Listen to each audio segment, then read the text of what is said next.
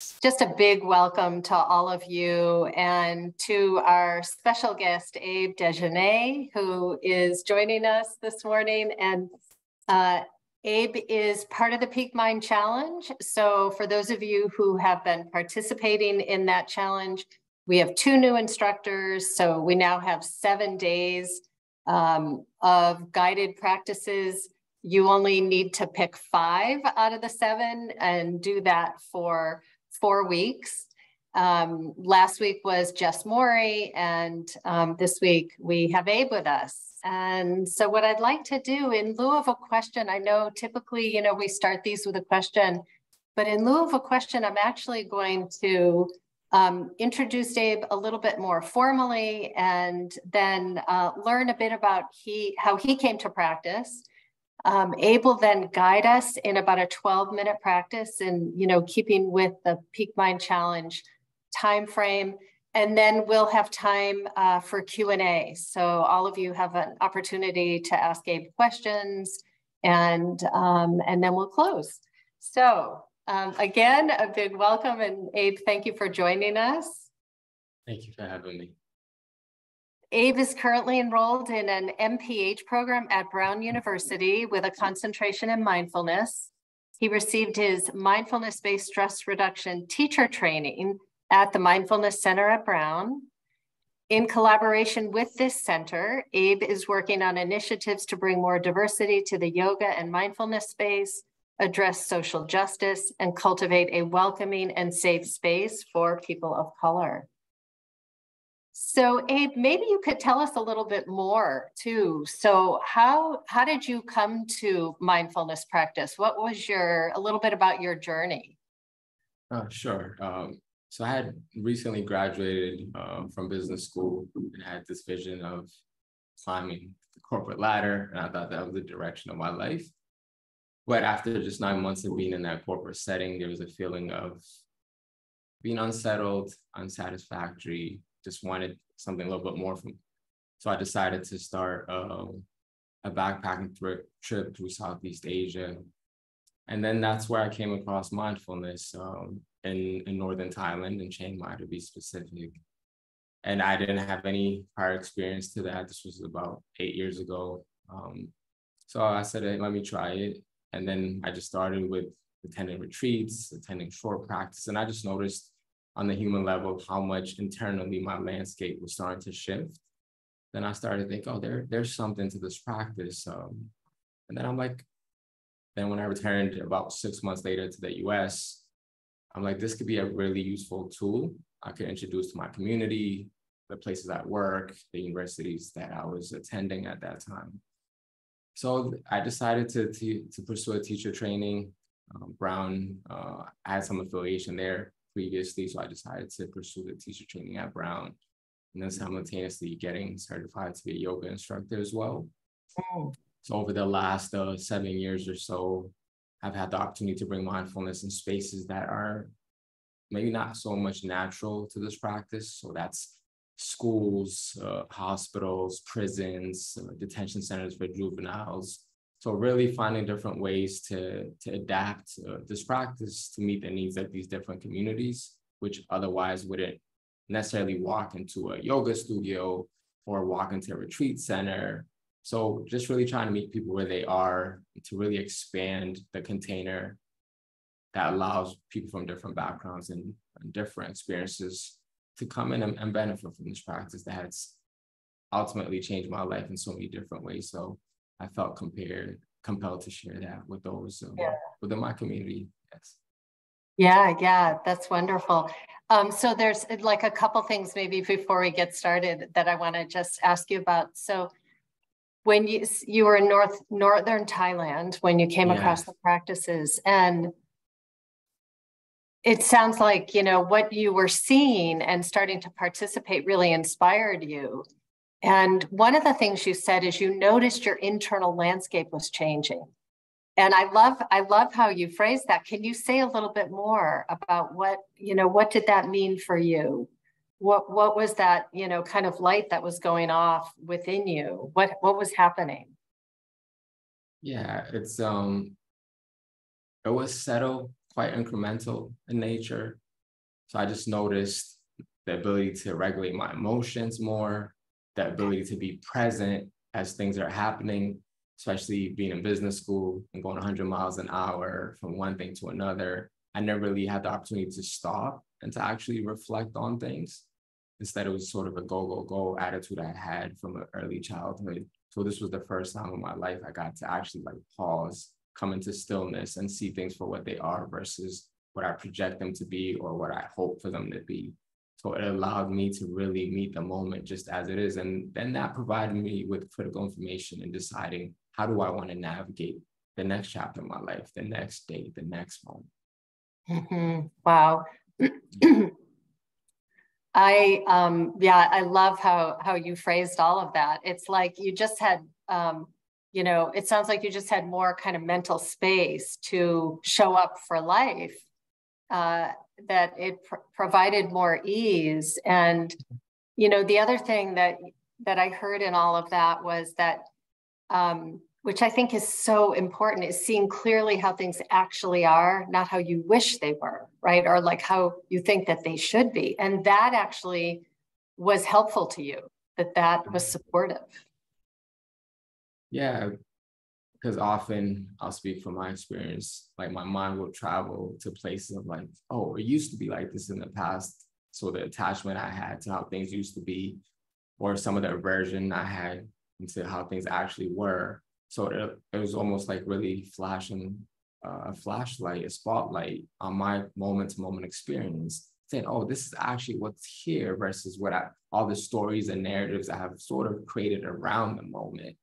But now I was able to distinguish, almost just creating a little bit of space between my thoughts and what's happening. And just that slither of space gave me enough breathing room to make decisions and choices that are in the best interest and are conducive to my well-being. Yeah, wow, that's great. I think given that, it's probably we could go into having you guide us in a practice that helps us cultivate those qualities. Absolutely. So yeah, we'll do about 12 minutes or so. Sure. Thank you. And before I start, I just want to highlight everything I give is simply an offering and a recommendation. Ultimately, each one of us will decide what's in our best interest, whether it's to keep the eyes closed, to keep them open, to include a little bit of movement and shifting. So really to listen to my guidance, but also to tap into the wisdom of your own body and what's here for you. So always choosing to take care of yourself in a way that's compassionate and kind. And with that said, the invitation here is now to find a comfortable position. If you're sitting, allow for the spine to be tall and upright without being rigid. Feeling your feet on the floor. Being aware of any sensations in the feet. Maybe there's the pressure of the floor pressing against it.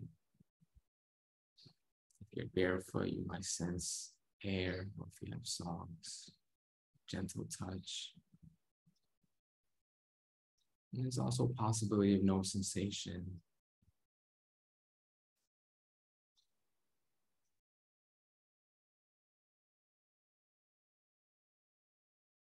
When you're ready, gently moving your attention to the sit bone, wherever it's making contact with the cushion or the chair. Being aware of the entirety of this region, any sensation, vibration, pressure.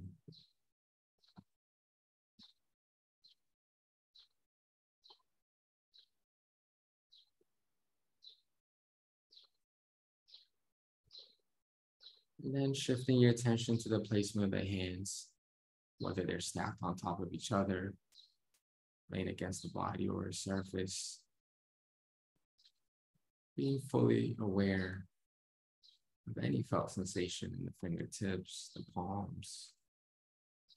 Maybe there's moisture, dryness.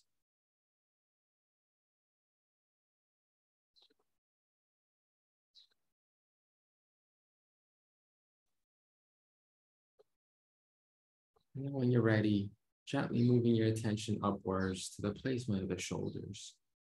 This is a region of the body. For most of us, there's habitual tension here. So if possible, Allow for the shoulders to fall away from the ear, creating space in the neck, sense of opening.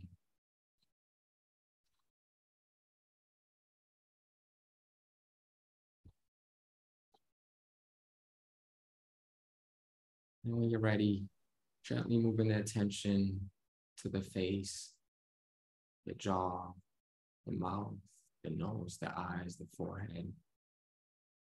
And seeing if it's possible to soften this region, to bring a sense of ease to it. It might be supportive to create a little bit of space between the teeth, allowing for the jaw to be released. Maybe bring in half a smile to loosen the muscles in the face.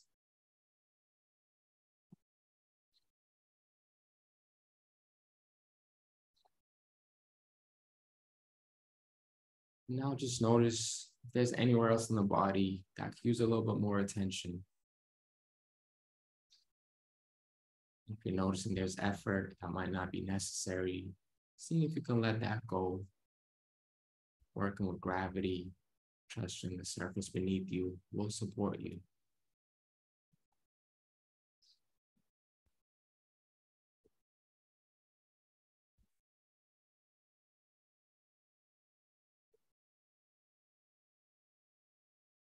Now gradually transitioning your awareness into sound. It could be the sound in the space you're in, sound coming from outside, or even my voice. You don't have to strain yourself to hear it, but really opening up your awareness to let any sound come into your field of awareness. And if possible, to do without judgment or needing to identify the sound or to label it.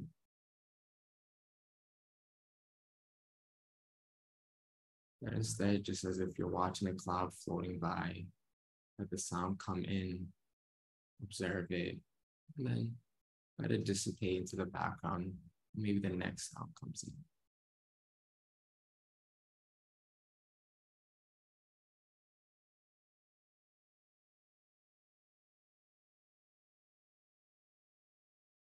Now when you're ready, the invitation is to move your attention to the breath, wherever it's most pronounced and vivid. And that could be at the base of the belly, be the openness and the contraction of the chest, or the air flowing in at the base of the nostril. So wherever you're noticing the breath the most, allow this to be the object of your attention without any force or pressure. Allowing that attention to gently rest there.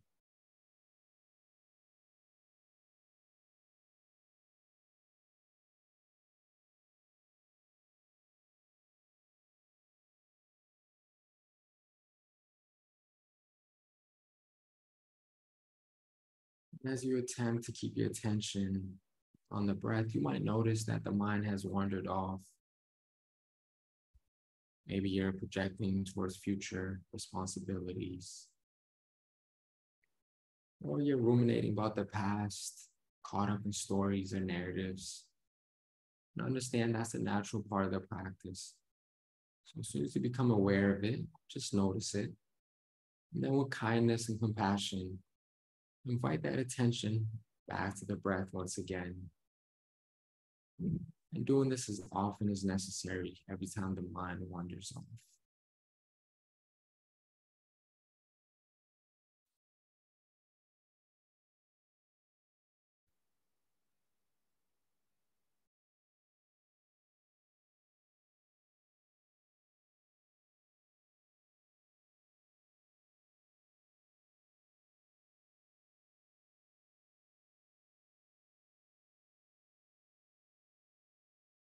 And if you're noticing restlessness or agitation in the body, just become aware of it. To include that as well into the practice, it's not separate from it. So making space for that to be here.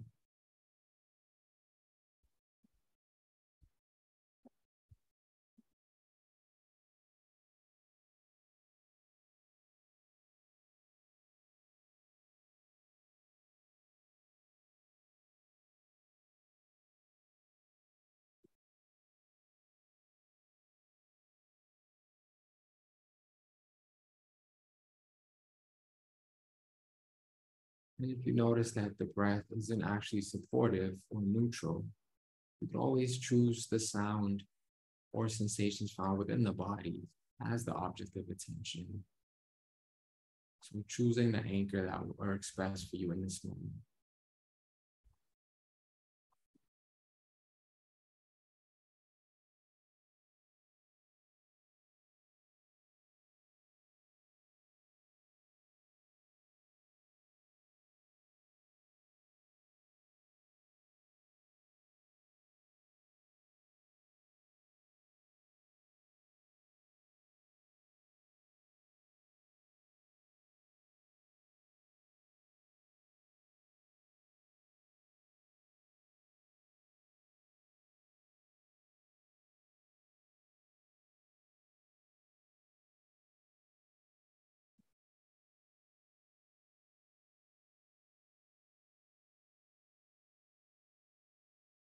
And if you're noticing that, once again, you're caught up in a story or a thought, just observe it as if you're looking up to the sky, watching the cloud floating by. You don't have to do anything about it. You don't need to react to it. Just simply bearing witness and then returning back to your anchor as a way to reground yourself into the now.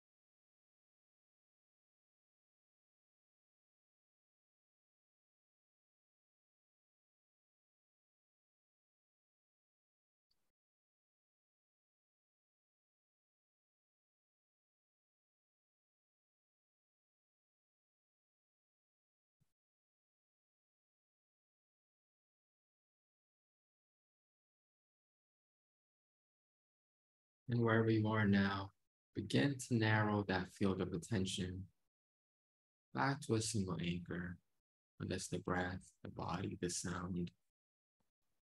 Start to narrow that attention without any force or pressure, gently guiding it to that single object.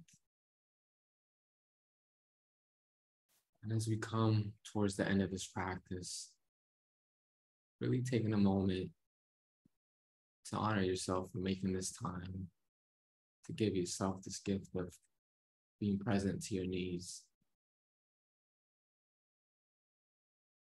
I invite you to begin by bringing gentle movements into the body. You could start maybe with the fingers and the toes, rolling out the wrist, the ankle, and allowing for that movement to become more pronounced and larger. If the eyes were closed, to gently flickering them open. Maybe looking around the physical space you're in as a way to reground yourself into the now. And adding any additional movements that the body needs. So maybe it's to stretch overhead, or you need to stand up, get a drink of water. So listening to what your body's telling you, and then if you're in a position to do so, to offer that as a gift to yourself. Thank you. I appreciate you for allowing me to lead you and trusting me in this. So thank you for that. Thank you. Thank you so much, Abe. That was really a beautiful practice. You know, one of the things that that I really loved about it was the aspect of your guidance being receptive to whatever is occurring. So there's this, you know, this receptivity, whether something is pleasant or unpleasant, there is, you know, your guidance really offered a kind of allowance for what's there. So, yeah. Yeah, I believe it's to have flexibility within the practice is really an important piece. Sometimes there's a potentiality to be rigid around the practice or it needs to look a certain way. But the more we personalize it, and the more it speaks to us and resonates with us, the likeliness that we'll continue to engage in this practice tends to go up. So I'm always to create enough of a container to hold it, but within that container, to have enough flexibility to each individual to operate in a way that serves them. That's a great way to phrase it. It's almost like you have scaffolding, this container, and then, you know, within that, you make it work for you, and to trust your own inner knowing, your own inner wisdom around it. Yeah, that's really helpful. So folks can, you know, ask Abe questions. Feel free to make comments. While people are thinking, one thing I would love to ask you, Abe, is, you know, you talked about working with communities that might not normally have access to these practices or might not be likely to walk into a yoga or meditation center. What in that work that you're doing, what has been most rewarding and most challenging? What, you know, what have you learned? What have you found? I'll start with the challenging and then maybe I'll pivot and okay, say what works. Because often communities who have never had access to mindfulness for various reasons, different barriers that have been placed, whether it's finance or just not enough representation, it's hard to convince people in these communities to engage in this practice. There's a feeling of, I don't relate to this practice is not for me. Mm-hmm. That hurdle is always there when I go into spaces. Sometimes I'll go into churches, I'll go into local community centers, and it's not initially, at least it's not well received because there's this feeling of this practice is not for me. I cannot do this. So the more we start adapting mindfulness practices to different communities, whether it's people who are dealing with cancer survivors or PTSD or whatever the case might be, it's how do we meet people in that moment? Because this one size fits all approach hasn't worked. There's so many people that could benefit from this practice, but they're not because it hasn't been inclusive historically. So this idea of molding it into a way that's meeting people where they are is how I see it. So if it's a secular way, or maybe even tying it directly into their practices, into their lineage, that tends to soften this "it's not for me" attitude towards this practice. Yeah. And with that said, what has worked is that personalization of the practice. You know, sometimes people are like, oh, I pray, but I don't meditate. And then we can also start showing, like, sometimes just sitting quietly, contemplating is a form of mindfulness. So the way I phrase it, depending on what community I'm working with, has allowed them to say, oh, like, I actually been practicing mindfulness. I've just never called it that. I never even knew that was mindfulness. So the more I could connect the dots for people within their own practice, within their own community, people soften around it. And then ultimately, my experience is practice, regardless of your race or background or experience, has a universal underpinning that works for everyone. To some degree, of course, trauma sensitivity is important as well. Yes. But ultimately, people, even with trauma sensitivity, you could give enough guidance and enough resources that this practice can be supportive, even for those who are dealing with acute or chronic stress or trauma, depression. Yeah. Wow. That's that's amazing. And just the relevance, you know, that depending on who you're working with, you make it relative to their story, their history, their background. So you can, it's really incredible. Let's see what's coming in. First time here, always appreciate the reminder to have compassion. And I think compassion was woven so clearly through that, Abe, through the entire practice. Beautiful, compassionate practice, yes.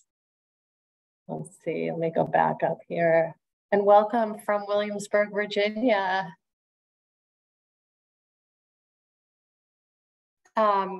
Curious if you pivoted professionally from business to mindfulness. That's an interesting question. So I'm no longer in the corporate setting. I'm no longer in corporate America, but my professional work is mindfulness now. So I work both at the Mindfulness Center at Brown. I'm on their advisory board there. to help them to sort of shift into creating a wider net to reach different people in the practice. And I also work at the Mindfulness and Health Institute, which is a mindfulness health organization out of Providence, Massachusetts, Providence, Rhode Island.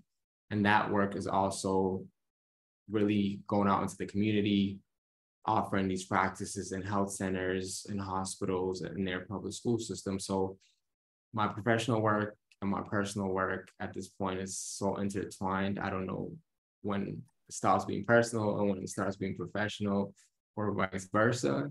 So I just kind of see it as it's all my practice, whether I look at it as a form of how I support myself financially, but at the same time, it's also the work I would do, whether it was professionally or not professionally, because this is what speaks to me. Yeah, that line is blurred, right? Yeah. I think then Sheila had a follow-up question about what brought the shift. So this was in 2016. I had just finished my MBA and I had just started working. And there was just a sense of emptiness. Just life just wasn't rewarding. I felt I was just going through the motions. I was waking up, not really looking forward to going into work. I just doing the job because I was effective at it. And at the end of the day, I'll go home and sort of start asking myself, like, how long can I do this? How long can I go from this empty vessel that feels like it's not being nourished, it's not being fulfilled? And I just knew at that point in time, I didn't want to spend the next 30, 40 years just kind of coasting through life in a way that didn't speak to me. So it was a risk at the time, for sure, to quit my job, to sell everything, and then to move to Southeast Asia, where I've never been before. But I just felt like something drastic and big had to shift. And I knew I could always come back if everything failed there. Like I could go back to work if I needed to, but I just wanted a life that was meaningful and purposeful to me. I just wasn't getting that from my job, the corporation I was working in. Abe, thank you so much. Is there anything you'd like to leave the group with as we close down? Any final words or thoughts? Yeah, I would just say, it's been mentioned often, but to bring compassion and kindness throughout your day. Often we happen to be our biggest critic. We have that little voice in our back of our heads, whether it's during practice or our daily lives. So just pay attention in how you speak to yourself. It's been quite transformational for me to listen to that language in the back, whether it's old family words or historically negative self-sabotaging sort of language. But so just really be cautious in how you talk to yourself, and to bring kindness and compassion to your moment-to-moment experience could be really beneficial. With that, I think that's a great way for all of us to really start the day, right? And to kind of bring that self-compassion and kindness, which then transcends to others as well. So I just want to let the group know that Suzanne will be back on Tuesday. And Abe, once again, just thank you so much for being part of the Peak Mind Challenge, part of our program, and for guiding us today. It was really beautiful practice, and just looking forward to starting the day. Okay. Thanks for having me. Yes. Okay. Bye, everybody. See you next week. Everyone. Okay.